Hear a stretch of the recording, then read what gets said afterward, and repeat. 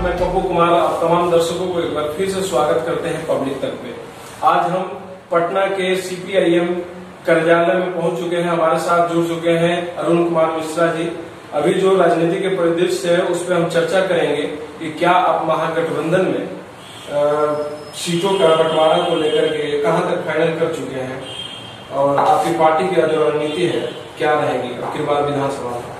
सबसे बड़ी बात है कि अभी जो बिहार का चुनाव हो रहा है वो बहुत ही एक तरह से संकट का समय है। एक तो कोरोना का प्रकोप है और दूसरा है कि देश के सामने जो आज सबसे बड़ा संकट है वो है कि आर्थिक रूप से देश जर्जर हो गया। अभी जो सरकारी आंकड़े आए हैं उसमें 23% GDP में गिरावट है और इसका असर हम लोग देख रहे हैं। आम लोगों पर बहुत गंभीर असर पड़ा है। बेरोजगारी 14 करोड़ लोग बेरोजगार हैं, ये सब सरकारी आंकड़े हैं, उससे ज्यादा लोग बेरोजगार हैं। तो सर ये करना चाहते हैं जैसे कि महागठबंधन का अभी जो आप लोग घटक दल है और उसमें मेन जो आपका घटक दल है आरजेडी, तो आरजेडी का जो अभी तेजस्वी यादव अभी प्रेस कॉन्फ्रेंस करके 10 लाख रोजगार का बात कर रहे हैं सरकारी नौकरी देने का, तो क्या ये धरातल पर आपकी जो गठबंधन है उतार पाएगी? ये सवाल है, ये तो राजद के लोगों का ये है। यहाँ तक सीपीआईएम का सवाल है, सीपीआईएम ये मानता है बिहार में जो बेरोजगारी है उसको सरकारी स्तर पर जो अभी गवर्नमेंट ऑफिसेस हैं उसमें 2.5 लाख तो वैकेंसी है तो उसको भरा जा सकता है। और फिर जो है यहाँ पर जो कृषि की स्थिति है उसमें बहुत सारा कृषि के क्षेत्र में रोजगार उत्पन्न किया जा सकता है। ये पॉलिटिकल विल होना चाहिए, इसलिए जो सरकार बनेगी उसके सामने उसका नक्शा होना चाहिए। इसलिए 10 लाख देंगे 25 लाख देंगे ये राजद के लोग बोल रहे हैं। लेकिन सर आपकी पार्टी का मतलब नौजवानों के लिए मैनिफेस्टो में या एजेंडा में मतलब क्या लेकर के जाइएगा चुनावी मैदान में, उस पर कुछ अपना प्रकाश है? नौजवानों के सामने तो सबसे बड़ा सवाल रोजगार का सवाल जी। और बिहार में भयंकर बेरोजगारी है यहाँ पर, इसीलिए सबसे ज्यादा यहाँ से बाहर लोग जाते हैं काम करने के लिए। और जब ये कोरोना काल आया तो हम लोगों ने देखा कि किस तरह से बेरोजगार यानी बेरोजगार जो रोजगार में लगे हुए लोग थे उनका रोजगार खत्म हो गया।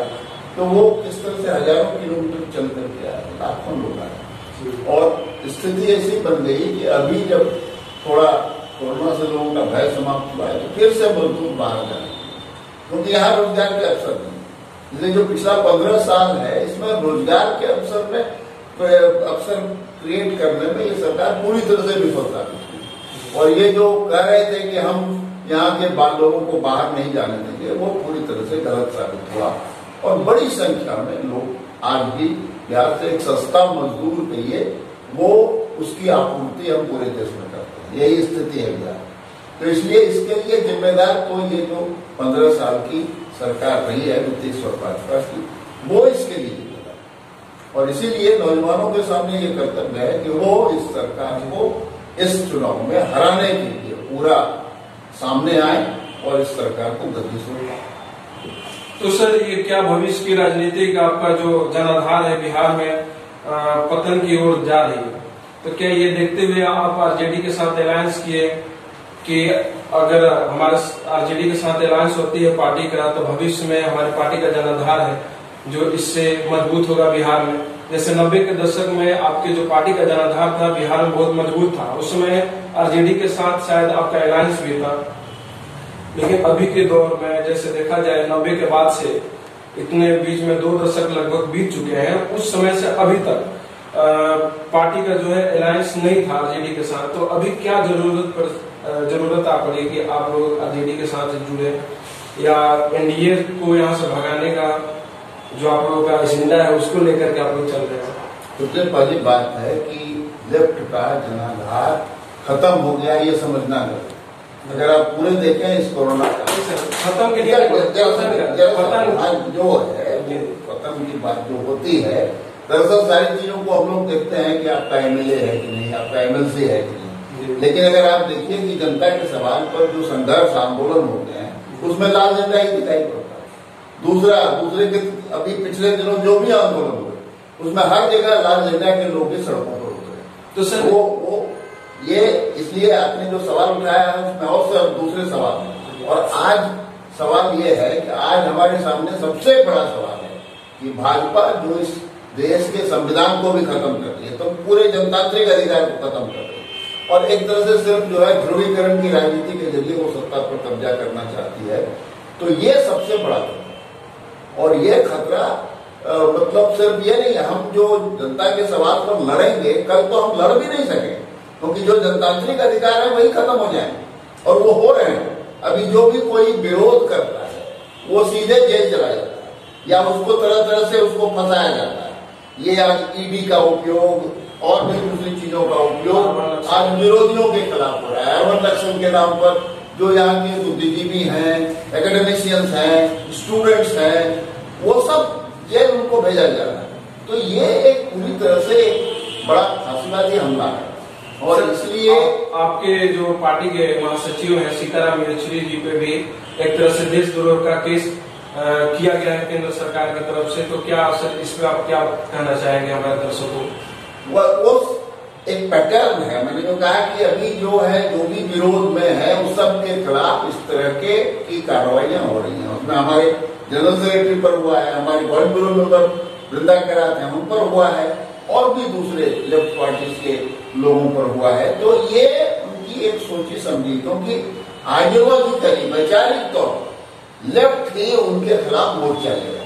वैचारिक तौर जिस रूप में आज हमारी एक सरकार है केरल में, उसको डिस्टेबलाइज करने की कोशिश हो रही है, जबकि उसने सबसे अच्छा काम किया है कोरोना काल में। पूरी दुनिया में उसकी प्रशंसा हुई है कि उसने किस तरह से कोरोना को रोकने का काम किया। और अभी जबकि पूरे देश में बहुत बढ़ा है, वहां पर जिस तरह से लोगों को सुविधाएं दी जा रही हैं और जैसे मृत्यु दर कितना कम है वहां पर, इसके बारे में चर्चा बहुत कम हो रही है।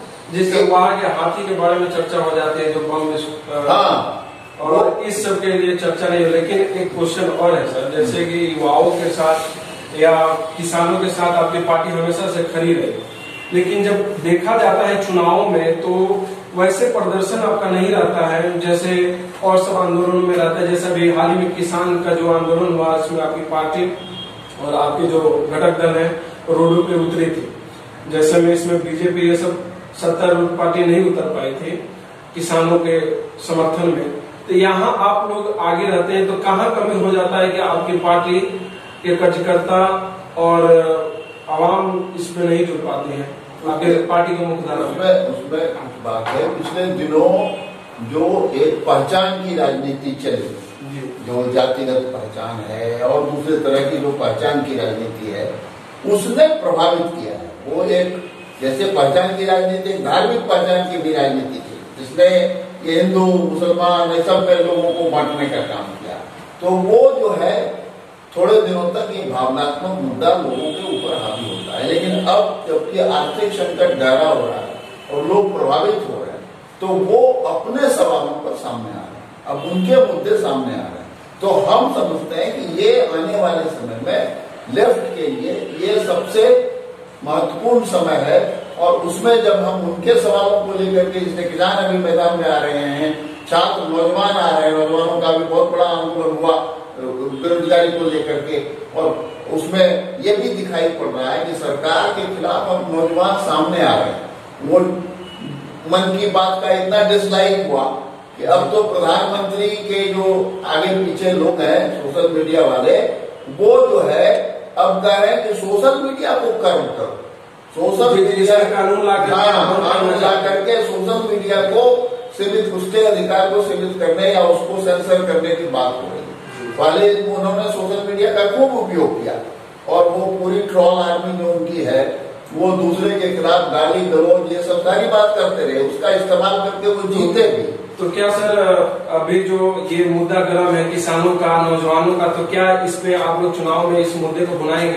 नहीं, ये भुनाने का सवाल नहीं, ये हमारे लिए जीवन मरण का सवाल है। हम आने वाले समय में चुनाव होगा, अभी चुनाव में तो ये मुद्दे रहेंगे ही। चुनाव में बिहार में क्या मुद्दा है? चुनाव में बिहार में मुद्दा है शिक्षा का, चुनाव में बिहार में मुद्दा है स्वास्थ्य का। स्वास्थ्य की हालत कैसी है हम लोगों ने इस कोरोना काल में और देखा, मतलब और वो सरकारी स्वास्थ्य ही है जिसने कुछ लोगों की मदद की। लोग जो कहते थे निजीकरण हो जाना चाहिए, अभी पता लग रहा है कि निजी क्लिनिक बंद रहे। कहीं निजी क्लिनिक में डॉक्टर नहीं है, वहां जाइएगा आपको तो इतना पैसा लगेगा कि आप उसमें अपना इलाज ही नहीं करा सकते। तो अभी जो है सरकारी जो सुविधाएं हैं उसके प्रति भी लोगों में एक ये हुआ है कि सरकारी संस्था रहनी चाहिए। तो ये हमारे लिए बड़ा सवाल होगा, शिक्षा, स्वास्थ्य और रोजगार, ये बहुत बड़ा सवाल है और ये तमाम मुद्दे हैं जिसमें ये सरकार पूरी तरह से विफल है। इसलिए जनता के बीच हम जो जा रहे हैं वो इन्हीं मुद्दों को लेके जा रहे हैं। और दूसरा है कि देश में जो आज जनतंत्र के लिए खतरा पैदा हो गया है भाजपा की राजनीति के चलते, वो बहुत बड़ा खतरा है। इसलिए उसमें जो भी दल उसके खिलाफ चुनाव में सहयोगी हो सकते हैं, उसके लिए हम लोग उसके साथ जा रहे हैं। ये कुछ मुद्दे हैं जिस पर हमारा उनके साथ संबंध है। इसका मतलब ये नहीं कि वो उनकी जो आर्थिक नीतियां हैं उसका हम कोई समर्थन करते हैं।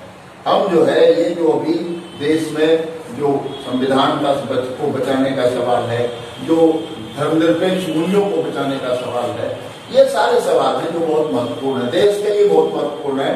देश नहीं बचेगा अगर जो केंद्र की जो नीतियां अभी चल रही हैं वो अगर चलती रही तो देश नहीं बचेगा। इसलिए यही सबसे बड़ा सवाल। एक और ये लास्ट और आखिरी सवाल है हमारा कि अभी जो सीपीआईएम का जो बिहार विधानसभा में चुनाव, मतलब बिहार विधानसभा चुनाव होने जा रहा है, तो सीपीएम मतलब किन किन सीटों पे अपनी दावेदारी पेश कर रही है और कहाँ चुनाव लड़ना चाहती है, क्या ये फाइनल हो चुका है? नहीं, हमारा तो वही हम चुनाव लड़ेंगे जहाँ पर कि हमारा जनाधार है, हमारा संगठन है और उस पर अभी वार्ता चल रही है।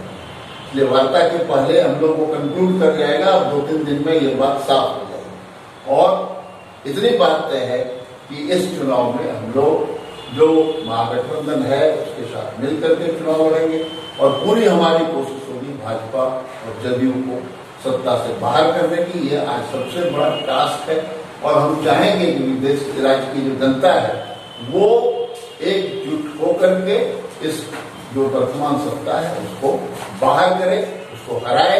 इसमें वो जो महागठबंधन है और फिर जो वामपंथी दल है उसके जो होंगे यहाँ पर चुनाव में जो लड़ेंगे उनके पक्ष में वो अपना मतदान करें। ये हमारा आखिरी मैसेज हमारे दर्शकों को या कहें बिहार की जनता को क्या कहना चाहेंगे इस चुनाव में, कैसे वोट करें? क्या अपने दिमाग में ध्यान में रख करके वोट करें कि जैसे बिहार का विकास हो, डेवलपमेंट हो? इसमें उनको उनके जो मुद्दे हैं वो जो अपनी जिंदगी में फेस कर रहे हैं, जिनका सामना कर रहे हैं, शिक्षा, स्वास्थ्य, रोजगार और ये सब जो सवाल है, इन सवालों को ध्यान में रख करके और फिर उनके सामने जो सवाल है कि भाई हमारा हम बोल सकें, हम अपनी बात कर सकें, हम अपने लिए संघर्ष कर सकें, ये अधिकार बचाने की लड़ाई को ध्यान में रखते हुए वो चुनाव में हिस्सा लें और धर्म और जाति के नाम पर जो कुछ बातें होती हैं उससे अपने को बचाते हुए उस रूप में उस चुनाव में हिस्सा लें। तो अरुण मिश्रा जी बोले कि धर्म, जाति और इस सबसे बाउंड्री से बच कर रहे युवा और वोट जो दे अपने हक के लिए दे, रोजगार, स्वास्थ्य, शिक्षा जहाँ और डेवलपमेंट हो, यहाँ कारखाना लगे बिहार में, इस सब पे चुनाव हो। इनका यही पूरा सीधा संदेश है सीपीआईएम कार्यालय से। अरुण मिश्रा के साथ हमारे कैमरामैन दीपक जी के साथ मैं पप्पू कुमार यादव आप तमाम दर्शकों को फिर से पब्लिक तक पे स्वागत करता हूँ।